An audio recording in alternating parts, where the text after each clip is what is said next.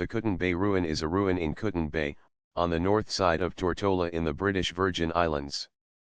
The ruin probably dates from the sugar plantation era, although the fortification of the property with cannon may suggest an earlier date.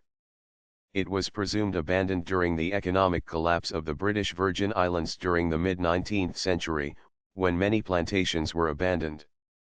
Until relatively recently, the ruins were extremely difficult to get to, as no roads led to the bay, and the guts leading down the mountainside were relatively steep.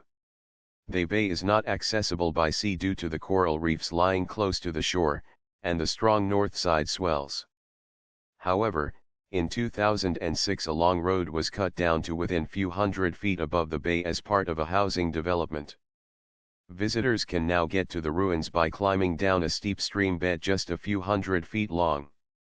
There is almost no historical record of the ruin, and it may be one of the many relatively impoverished sugar plantations that fell into financial distress after the United Kingdom passed the Sugar Duties Act 1846, and was most likely abandoned after the insurrection of 1853.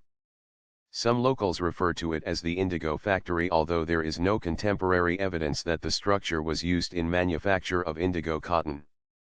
2 cannons remain on site at the ruin, which was clearly fortified. One cannon was thought to have been stolen, but it is actually partially buried. However, it is not clear that the ruin was a full fort, and was certainly not a publicly maintained fort. It is a slightly curious area to fortify, as the coral reefs would make any landing from the sea very difficult. No armed conflicts are known to have occurred in the area of Cooten Bay in the history of the territory.